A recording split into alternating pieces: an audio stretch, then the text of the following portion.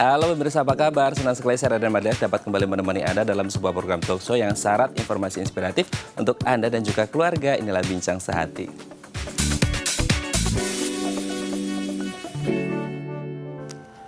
Ya pemirsa, pernah nggak Anda mendengar istilah turun berok gitu ya? Nah, dalam istilah medis ini disebut dengan penyakit hernia. Penyakit hernia adalah gangguan kesehatan ketika ada organ gitu yang mendorong melalui lubang otot. Misalnya nih, ada usus yang kemudian menembus area lemah di bawah dinding perut. Nah, ini yang disebut dengan hernia atau turun berok. Memang penyakit ini tidak terlalu membahayakan jiwa seperti itu, tapi tidak bisa sembuh dengan sendirinya. Oleh karena itu kita harus tahu penyakit ini apa dan bagaimana cara pengobatannya. Nah, inilah topik yang akan kita bahas hari ini, yaitu penanganan hernia. Namun sebelum kita membahas tentang tema kita kali ini, kita akan membahas terlebih dahulu nih mitos fakta seputar kesuburan. Kita lihat yang pertama ya. Mitos fakta yang pertama, haid tidak teratur, susah punya anak. Ini banyak yang kemudian berpikir, terutama untuk perempuan gitu ya. Ketika haidnya itu tidak teratur, siklusnya tidak teratur, atau ngeflag gitu ya. Yang kemudian di pikiran mereka adalah, aduh kalau haidnya nggak teratur, terus kayak nggak reguler gitu ya, nggak rutin seperti itu. Mereka beranggapan ini nanti kedepannya akan susah gitu punya anak. Apalagi mereka yang belum menikah gitu ya. Ketika haidnya tidak teratur, kedepannya takut nanti kalau sudah berumah tangga, sudah punya suami, haidnya masih tidak teratur gitu ya, ini susah punya anak. Nanti kita akan bahas apakah ini mitos atau fakta ya. Kita lihat yang kedua. Pil KB menyebabkan kemandulan. Nah, ini ada yang beranggapan bahwasanya pil KB ini salah satu efeknya adalah mengeringkan peranakan. Nah, apakah kemudian memang benar atau betul gitu ya? Pil KB ini bisa mengeringkan peranakan sehingga efeknya apa ya? Susah punya keturunan. Nanti akan kita bahas juga ya. Kita lanjut ke yang ketiga. Mitos fakta yang ketiga, hamil harus di bawah 40 tahun. Ini banyak yang kemudian, makanya kalau jadi perempuan itu kalau bisa sebelum umur 30 atau sebelum umur 40, kalau bisa paling telat gitu ya, harus sudah menikah. Karena apa? Karena kalau sudah lebih dari 40 tahun baru menikah, ini katanya susah punya anak. Nggak tahu karena kondisi rahimnya seperti apa, nanti akan kita bahas ya. Apakah memang benar agak susah gitu untuk perempuan kalau harus hamil atau memiliki keturunan setelah umur 40 tahun. Kita lanjut ke mitos fakta yang selanjutnya. Infertilitas hanya terjadi pada wanita. Nah, sering ya ketika kita sudah berumah tangga gitu, suami dan istri ketika sudah bertahun-tahun berumah tangga tapi belum punya keturunan, belum hamil seperti itu, pasti salah satu pihak yang sering disalahkan yang katanya mandul gitu ya, itu adalah si pihak perempuan. Tapi padahal sebenarnya ini harus dicek juga nih, tidak hanya sisi perempuannya saja tapi juga si laki-lakinya juga. Suami dan istri tidak boleh egois, harus dicek sama-sama gitu ya. Kita lihat yang terakhir. Nah, ini juga yang sering terjadi di masyarakat kita. Konsumsi tauge meningkatkan kesuburan. Katanya, kalau belum punya anak kamu banyak-banyak konsumsi tauge deh karena bisa meningkatkan kesuburan. Nah, apakah kelima hal tadi ini merupakan mitos atau fakta? Kami akan membahasnya sesaat lagi. Tetap bersama kami di Bincang Sehati.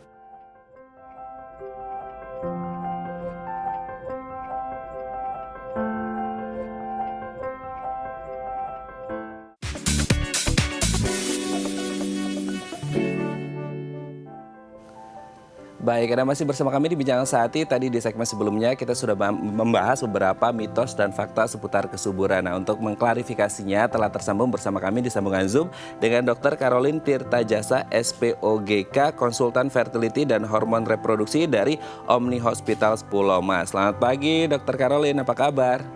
Baik, selamat pagi juga untuk semuanya.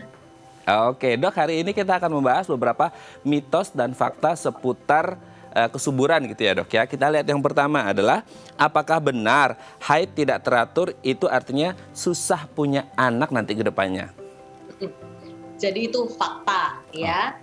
Jadi penjelasannya adalah haid tidak teratur ini cerminan dari siklus haid yang tidak berovulasi. Tidak berovulasi maksudnya tidak terbentuk sel telur yang besar saat puncak masa subur. Ya, jadi kalau tidak ada ovulasi, tidak ada sel telur yang besar dan pecah, berarti tidak ada sel telur yang bisa dibuahi oleh sperma. Nah, ini yang sering membuat pasien-pasien dengan haid yang tidak teratur sulit untuk hamil. Karena itu perlu penata laksanaan yang tepat biar siklusnya bisa berovulasi dan hamil. Oke, maksudnya tidak teratur ini berarti jadwal atau siklus bulanannya ini tidak menentu gitu ya dok ya? Betul, jadi siklus haid normal itu jarak dari hari pertama mens bulan ini ke hari pertama mens bulan berikutnya itu harus sekitar range 28 sampai 35 hari, itu siklus haid yang normal. Kalau kurang atau lebih dari jadwal tersebut berarti dianggap tidak teratur. Nah, tidak teraturnya kenapa? Ya tentunya harus dicari tahu ya, antara lain pemeriksaan hormonal. Oke oke. Kalau dari biasanya itu boleh toleransinya antara 28 sampai 35 gitu ya, Dok, ya. Iya, Nah, kalau betul. semisal ada terjadi katakanlah di bulan pertama masih oke nih 28 sampai 35 hari, bulan kedua lebih gitu atau lebih cepat gitu kan. Bulan ketiga juga sama, tapi bulan keempat balik lagi itu masih oke nggak sih, Dok, sebenarnya? Oke, jadi biasanya yang diambil itu rata-rata dalam 3 bulan terakhir. Mhm. Jadi rata-rata siklus, jadi ditambah angkanya dibagi 3 gitu. Itu Oh, rata-ratanya. Kalau rata-ratanya masih masuk range normal 28 sampai 35 hari berarti masih oke. oke. Siklusnya per 28 sampai 35 hari gitu ya. Nah, kalau dari Betul. durasi menstruasinya itu sendiri seperti apa? Jadi Berapa hari sebenarnya ya, normalnya? lama mens normal itu sekitar 2 sampai 7 hari. Mhm. Dengan jumlah darah haid ya kurang lebih sekitar 3 pembalut per hari, 2 sampai 3 pembalut per hari per 24 jam, ya. Oh, oke. Nah, ini Mhm. oke, pada sebagian wanita mungkin ada yang hari pertama atau hari terakhir ada flek-flekan gitu ya, Dok, ya. Nah, kemudian Oke. ketika, di tengah-tengahnya ya yang lancar gitu. Tapi untuk mereka yang mungkin apakah ini termasuk juga ke salah satu kategori tidak teratur ketika mensnya hanya flek-flek saja gitu, Dok? Kalau mens sepanjang waktu mens itu hanya flek-flek saja itu tidak normal, ya. Jadi yang normalnya misalnya hari pertama flek, hari kedua sudah mulai banyak, hari ketiga lebih banyak lagi ya, tapi banyaknya juga tidak boleh berlebih ya, tidak boleh lebih dari 3 pembalut penuh sehari. Ya kalau berlebih itu juga biasanya ada apa-apa tuh ya, bisa berupa polip atau miom, itu kita harus cari tahu juga karena itu bisa menjadi penyebab susah hamil juga. Ya, jadi kemudian hari keempatnya sudah mulai reda, jadi tidak lebih dari 1 minggu lah kurang lebih keseluruhan mens itu. Oke, berarti kalau memang ada sesuatu mungkin flek-flek terus atau tidak lancar perlu diperiksakan apakah kemungkinan ada miom atau kista gitu ya di rahimnya ya. Ya, betul. Oke, oke Dok, kita lanjut ke yang kedua Dok. Apakah benar pil KB menyebabkan kemandulan? Banyak yang kepikiran gini, oh pil KB itu dampaknya adalah mengeringkan peranakan gitu. Jadi akhirnya mereka berpikirnya bisa nyebabin kemandulan nih, makanya kemudian banyak yang takut juga mengonsumsi pil KB. Betul atau tidak ini Dok? Nah, itu mitos Hmm. ya, jadi tidak betul. Jadi pil KB itu dia tujuannya hanya untuk menekan ovulasi. Jadi pecahnya sel telur besar itu ditekan. Jadi hormon-hormon ditekan tapi sifatnya hanya sementara. Ya, satu pil KB itu paling hanya 24 jam. Makanya orang kalau telat minum pil bisa hamil kan? Ya. Iya, jadi pil KB ini kalau tujuannya memang untuk KB ya harus diminum rutin tuh. Jamnya juga kurang lebih harus sama setiap harinya. Dan begitu mau hamil, tinggal stop aja pil KB-nya. Besok-besok kalau mau hamil silakan. Ya, tapi sekali Hmm. lagi untuk hamil kan banyak faktor yang mempengaruhi ya, bukan cuma KB saja atau mens yang teratur saja, banyak sekali faktor yang mempengaruhi. Oke, dari pil KB hanya mitos gitu ya, karena tidak tidak Betul. tidak memengaruhi mandul atau tidaknya seseorang. Tapi kalau dari beberapa cara yang lain dok, semisal seperti spiral gitu atau IUD itu ada efeknya juga nggak sih? Jadi kalau spiral, spiral ini kerjanya beda lagi. Kalau Hmm. spiral itu kan sebetulnya benda asing yang dipasang di dalam rahim, ya. Jadi untuk yang belum hamil dan mau hamil, jadi hanya menunda sementara, ya kalaupun pakai spiral harus dijaga apik gitu ya. Jangan sampai keputihan diabaikan. Karena spiral ini kalau misalnya tidak dirawat kebersihannya juga atau posisinya, dia bisa menyebabkan infeksi. Nah, infeksi mulai dari vagina, naik ke mulut rahim naik ke dalam rahimnya, nah itu bisa menyebabkan perlengketan. Nah, Hmm. kalau sudah lengket sampai ke saluran telur, susah hamilnya. Jadi sebetulnya kalau untuk menjarangkan kehamilan bagi yang ingin hamil lagi, spiral tidak terlalu banyak dianjurkan, kecuali ya memang pasiennya well educated, bisa menjaga kebersihan secara apik ya boleh. Hmm, oke ya, berarti memang harus ada pengetahuan lebih gitu ya. Oke, Dok, kita lanjut Ya. ke yang ketiga, Dok ya. Apakah benar hamil harus di bawah umur 40 tahun? Nah, ini kemudian yang banyak ditakuti oleh wanita-wanita yang ada di kota besar kayak Jakarta gitu ya, Dok ya, karena asik merintis karir gitu ya. Akhirnya Betul. udah kepala 4 aja gitu kan, almost 40 gitu. Dan akhirnya 14. mereka kayak ketakutan, aduh masih bisa hamil apa enggak ya gitu kan. Nah, apakah memang benar setelah umur 40 itu agak susah gitu untuk mendapatkan keturunan? Itu fakta, jadi benar. Ya, Hmm. jadi usia ini adalah faktor nomor 1 yang menentukan kesuburan seorang perempuan. Mhm. Jadi deadline fertility itu sebetulnya kalau secara teori ya, itu umur 35 tahun. Hmm. Ya, jadi di atas umur 35 tahun grafik kesuburan seorang perempuan sudah mulai turun. Jadi kita sebagai perempuan nih ada dalam tanda kutip ya expired date-nya. Ya. Jadi kalau mau hamil jangan tunda terlalu lama, ya. Ya kalaupun sudah bablas ya apa boleh buat, kita berjalan dengan apa yang ada. Teorinya kenapa orang di atas 35 tahun kesuburan turun, karena paparan polutan lingkungan kita sehari-hari makin banyak, makin tua kita. Belum lagi kalau ngomong soal aging proses pada indung telur, ya.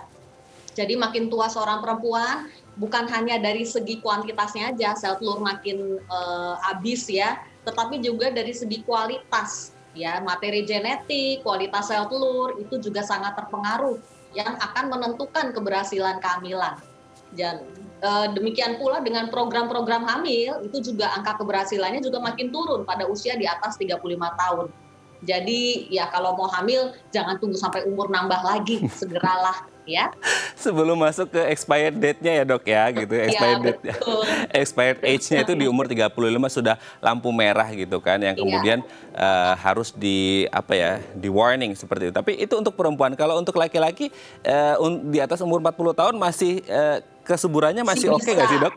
Masih bisa. Jadi kalau laki-laki itu sebetulnya faktor nomor 1 yang mempengaruhi kesuburannya itu polutan lingkungan ya. Oh, oke. Rokok kebanyakan.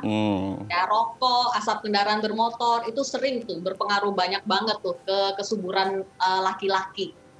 Oh, oke. Berarti Ya. ini menjadi warning untuk para kaum perempuan, ayo segera dapatkan pasangan Anda ya, sebelum umur 35 atau 40 gitu ya. Oke, kita lanjut ke yang selanjutnya nih dok. Apakah benar infertilitas hanya terjadi pada wanita? Nah ini yang kemudian ketika ada pasangan rumah tangga ini ada sisi psikologis bermain di sana ini dok. Ketika udah 2, 3, 4, 5 tahun berumah tangga, belum punya anak gitu ya. Akhirnya ada salah satu pihak yang dipojokkan yaitu perempuan yang katanya nggak subur seperti itu. Tapi sebenarnya kan ada kemungkinan juga pria. Walaupun tadi dokter menyebut pria juga masih oke-oke aja di atas umur 40 tahun gitu. Tapi sebenarnya infertilitas mayoritas atau dominan terjadi pada wanita atau bisa juga terjadi pada pria ini dok? Oke, jadi infertilitas itu dua-duanya sama-sama menentukan, baik dari pihak laki-laki maupun perempuan. Sumbangsinya itu sama, 30%, 30%. Sisanya adalah faktor unexplained yang tidak terjelaskan. Jadi berimbang. Makanya pemeriksaan dasar untuk program hamil itu harus wajib para laki-laki periksa analisa sperma namanya. Dari situ kita bisa lihat tuh. Jadi sperma itu tidak bisa dinilai dari kekentalannya atau secara makroskopisnya ya, tetapi harus dinilai di bawah mikroskop. Ada yang spermanya kental dan banyak, tapi tidak ada sel spermanya atau azoospermi itu banyak juga, ya. Dan jangan salah, zaman now ya polutan lingkungan banyak, rokok, asap kendaraan bermotor, belum lagi kalau ngomong junk food ya yang ada di makanan. Itu berpengaruh sekali ke kesuburan. Jadi banyak juga faktor dari laki-laki seperti oligozoosperma, sperma yang kurang, atau astenozoosperma, sperma yang lemes pergerakannya, atau teratozoosperma, sperma yang bentuknya tidak baik ya, ada kelainan di lehernya atau di kepala spermanya, itu juga akan sangat menyumbangkan pengaruh untuk tidak hamil atau sulit hamil. Berarti ini harus ada kerjasama antara si suami dan istri gitu ya dok ya, untuk Ya, kemudian betul. sama-sama ya berkoordinasi, kerjasama, saling support, tidak boleh saling egois. Bahwasanya satunya biasanya kan suami agak gimana gitu ya dok ya, nggak mau periksa karena betul. mereka merasa paling udah oke gitu ya. Oke dok, kita lanjut ke yang terakhir nih dok. Ini juga sering terjadi. Kalau mau hamil, kalau mau subur banyak-banyak deh makan toge. Ini benar atau enggak nih dok? Jadi itu mau makan toge berapa banyak sekarang itu sebenarnya nggak benar ya. Jadi kalau untuk hamil tidak ada makanan tertentu yang harus dimakan terus-menerus gitu, nggak ada. Ya ini juga pertanyaan yang sering disampaikan pasien saya di poliklinik. Jadi untuk kehamilan yang penting adalah makan makanan sehat, bebas dari bahan pengawet, pewarna atau bahan-bahan kimia lainnya. Ya jadi nggak benar tuh makan toge terus kilo sehari gitu. Udah nggak benar banget. Jadi makan makanan yang fresh bahannya, makanan sehat itu adalah bahan yang fresh ya, nggak disemprot pestisida, nggak ada pengawet, nggak ada pewarnanya, dan kalau bisa masak sendiri di rumah ya, tanpa dengan kadar gula, garam dan lemak yang minimal. Kalau betul intinya kalau mau hamil makan makanan sehat, jangan sering-sering jajan ya, karena makanan jajanan biasanya nggak ada yang sehat. Harus makan sehat gitu ya, tidak tergantung pada toge. Kalau toge bisa menyebabkan kesuburan, itu tukang toge rebus itu laris manis diserbu oleh pembeli ya dok ya. Oke baik, terima kasih dokter Caroline sudah berbagi bersama kami di pagi hari ini di Bincang Sehati. Semoga teman-teman yang ingin lebih subur dan mendapatkan keturunan ini bisa cepat-cepat dikaruniai keturunan oleh Tuhan gitu ya. Baik, terima kasih dok. Sehat terus dan salam untuk keluarga di rumah. Baik pemirsa, selanjutnya kita akan membahas topik kita hari ini, penanganan hernia. Bagi Anda yang memiliki pertanyaan, Anda bisa menghubungi kami di nomor 021 290 32644 atau DM Instagram kami di @bincangsehati.tv. Kami akan segera kembali.